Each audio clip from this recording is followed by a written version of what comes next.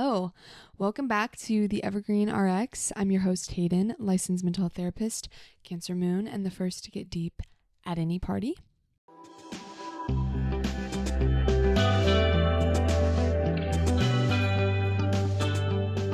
How's it going? As I was saying, I just watched a video of dogs finding out they got adopted, and I was in tears. The guy was so sweet too. He was like, sweetie, you got adopted. It's your turn. And one dog looked really nervous, and he was telling the dog it was going to be okay. So there are still some good things about the internet.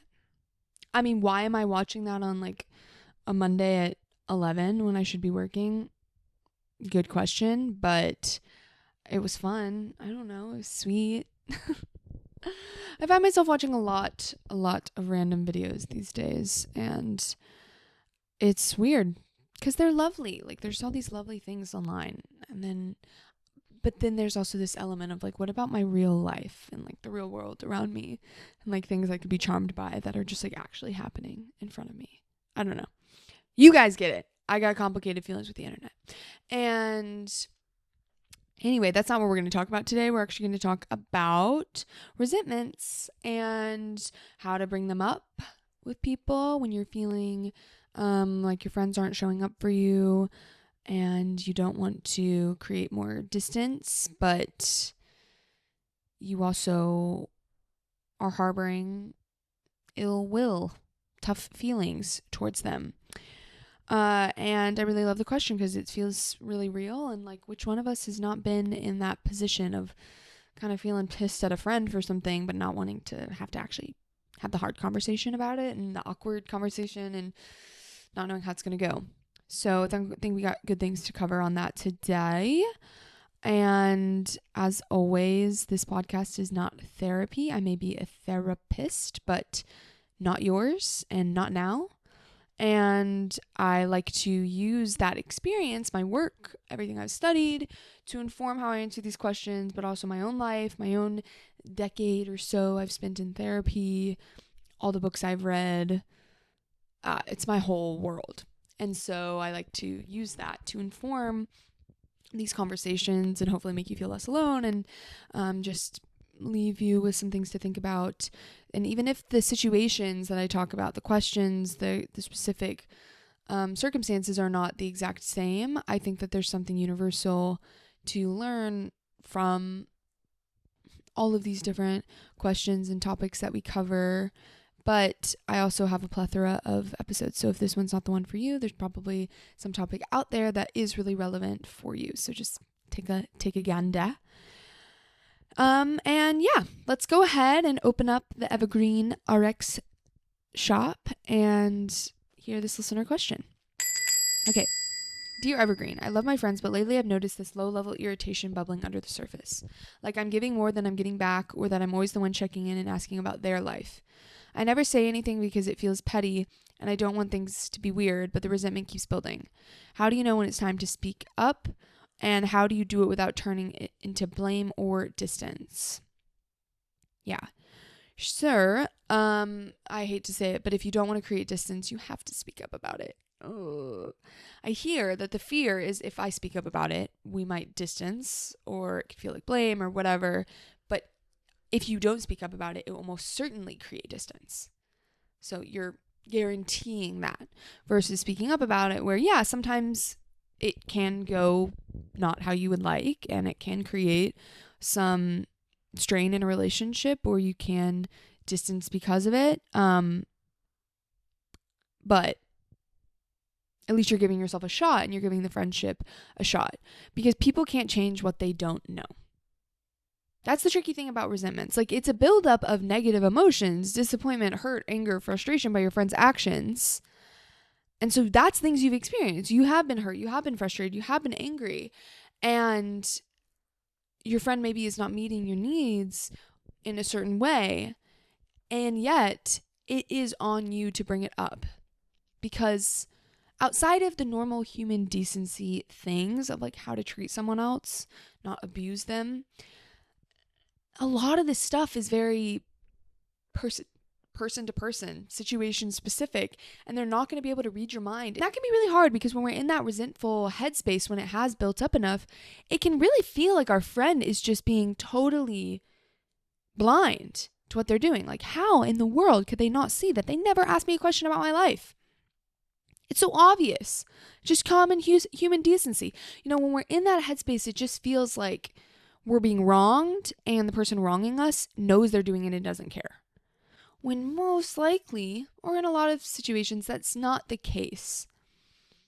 Now to say what they're going to do once they do know, if they're going to change their behavior or not, I don't know. And that really does get a little bit dicey. But we have to get it on the board for both people to talk about and to deal with, where they are actually aware of what is bothering you. I'm a culprit of sitting in resentment camp, for sure. A friend can do something that bothers me time and again, and I will let it go just to not make it a bigger deal. But do I really let it go? No. I mean, even if I feel like, oh, it's just whatever, I can move on, it's still in there, and it's adding to this buildup of negative feelings. And then I'll begin to notice the behavior more and more and almost seek out new examples to be upset. I don't know. Let me know. Please tell me if you're in this camp, because that's when you know it's bad. When you're seeking things out, you're like kind of waiting for them to do the same thing so that you can be riled up about it. And that can turn more innocuous situations more problematic because we're viewing it with this lens of like nothing they do is right, or they're just constantly being selfish or not caring about me, not asking about me, whatever, not being considered in these ways. And we're just looking for more and more examples of it, and we will find them. And some are justified and some might be a little bit nitpicky.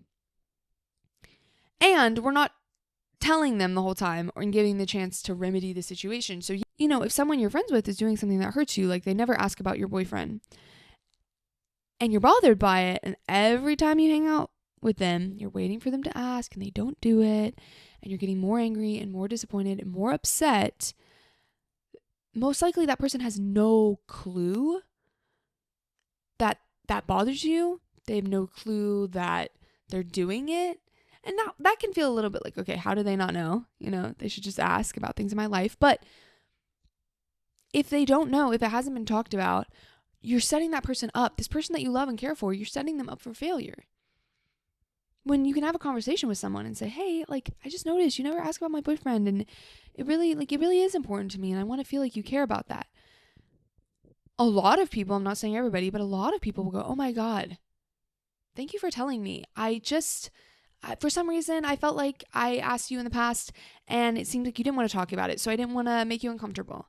Or, yeah, I just never really ask about people's partners because I'm single, and so it's just not something I really want to talk about, but I get that it's important to you. I'll try to do it.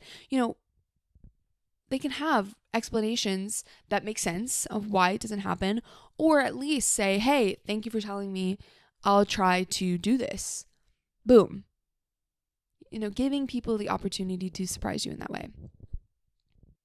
And I get being scared of doing this, that it's going to seem like it turns into blame, that you're being hypocritical, that it's going to create distance in the friendship, that it's going to create a rupture. I get it. I have had a fair bit of relationships in my life where giving people feedback or trying to share, something that hurt me, it doesn't really go well. It's met with defensiveness and stonewalling, or, maybe the person says, oh, yeah, okay, sure, I got you, I'll do that. And then they don't really change their behavior. And it's really disappointing. And it sucks. And so I understand, if you're a little gun shy, that it actually will do anything positive for the relationship. And I'll get back to this in a second, but I do want to give an example from my life recently that was really surprising to me. And I think kind of opened my eyes a bit on how sharing something with someone that is upsetting before it gets to, full-blown resentment, just the earlier the better, that it actually really can go well. So one of my really good friends hangs out with some friends that I don't really fuck with. I have my own reasons and history there, and I just don't really like them. But my friend who I do really like and care about hangs out with them. And, it sometimes gets under my skin or hurts my feelings. But recently there was a situation where it seemed like he kind of went out of his way to hang out with these people when he didn't have to. And it bugged me. It hurt me. It really did. And, felt like it was contradictory to his behavior in the past and what he's told me. So I'm ranting to my partner and I'm feeling, that it's kind of becoming a token in the bank of resentment, being like, oh, he just is this way. He'll just never change. He just doesn't see, making these grand assumptions about who he is as a person. And feeling like nothing would come from bringing it up because of my past, because I think, oh God, it doesn't usually go well, or what's the point? Like, this is going to seem really dramatic. I don't even really want him to change. It's not like I'm going to tell him to stop hanging out with his friends. What's the point of bringing this up? And I decided to give it a shot anyway and just tell him how I felt, and not really that he needs to change, but I just wanted him to hear me out. And it went really well. And it didn't just go well in the sense of, oh, okay, like there wasn't a ton of defensiveness and like the conversation itself, but it went well in the sense that I felt better just from bringing it up. That really surprised me. Like already just from mentioning it to him, regardless of his reaction, which it definitely helped that his reaction was positive, I already felt some relief. Like, oh, okay, I'm being heard. Like, I actually can give voice to how this made me feel. And I felt some relief on him understanding that. And I was just really surprised at how much better and closer this made me feel to my friend. And, if you would have asked me before, I would have said that I'm not sure what the point would be because, I'm not asking for a change or some big apology. I just wanted to be able to share it. And I didn't really know why that would be important. And I was just pleasantly surprised to feel that it really was important. And that resentment, what I said I was in before, oh, he's just like this and da-da-da-da-da, went away. No hard feelings there. Even though the behavior still happened, it's hurtful, he's still going to hang out with those friends. Just really, really took the wind out of the sails. It dissolved the tension a bit. And I just thought, okay, that's a good reminder. There have been people in the past where it doesn't go that well. I don't feel heard, or it becomes an argument or creates some kind of weird dynamic. There also are relationships where that's not the case. And I think it's worth giving that opportunity to even just find out how it's going to go. Because then you get to decide, like depending on the, level of relationship and the importance of someone in your life, like you get to decide what you want to do. Maybe you try to share what you're feeling and something that someone's done that's hurt you and they don't really take it in, or they kind of keep doing it, and you get to choose. That's the great thing about being an adult. So you get to choose, okay, am I going to bring it up again? Am I going to figure out a way to let this go? Am I going to set more boundaries with this person? Am I going to distance more? Whatever. No right or wrong, but at least you have all of the information. You've tried, every angle. And when you talk about, how do you know when it's time to speak up? I think if it already feels like resentment, it's probably past due. The earlier, the better, but if it's feeling like resentment, yeah, for sure, it's time to have a frank conversation. For sure, there's a way to time it and to be aware of your tone and how you bring things up that can help you lend itself to success.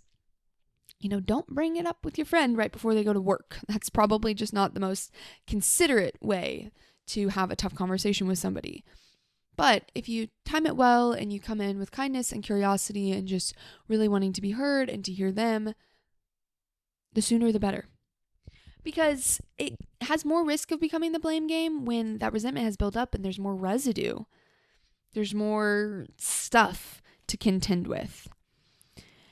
And sometimes it will create more distance, and we're not totally in control of that. Some people will be more receptive than others. And like I said, depending on the history and the significance of the relationship, then you can decide what you want to do. But, you know, it is a real fucking bummer when people can't meet us where we're at, when it feels like they can't put their defenses aside to hear you out. I'm sure in the reverse, when we can't meet people where they're at, when we can't put our defenses aside for any reason, it is disappointing. And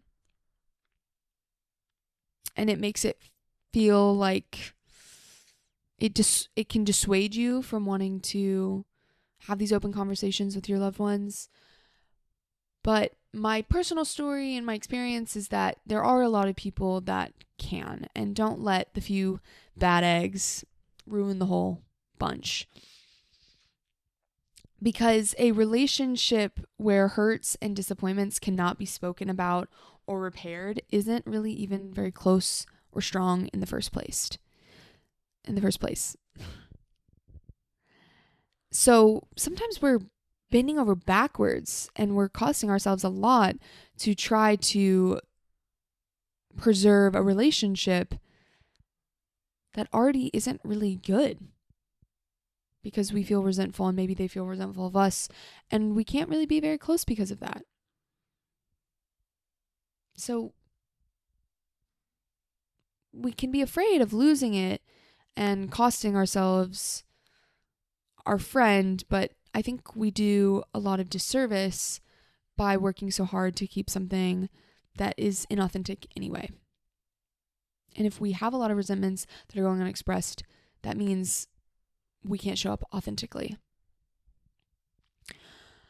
So there's my 2 cents. I'm really interested to hear what's a time in your life where you have had a conversation with someone, a hard conversation about something they did that hurt you, and you know how it went. If it went well, if it went poorly, what ended up happening in that relationship. I would love to know. If you have any tips or ideas on, you know, how to approach these conversations from a kind, direct, confident stance. And if you have other questions for me, if you want to submit your own listener question to the Dear Evergreen inbox, please reach out theevergreenrx@gmail.com. Text me or call me at 512-655-9888. I would love to hear from you. And share this with a friend as the icebreaker, to be like, hey, Anne, by the way, I have some shit to share with you. Yeah, do that and tell me how that goes. And I will catch you guys next Wednesday. Take care. Bye.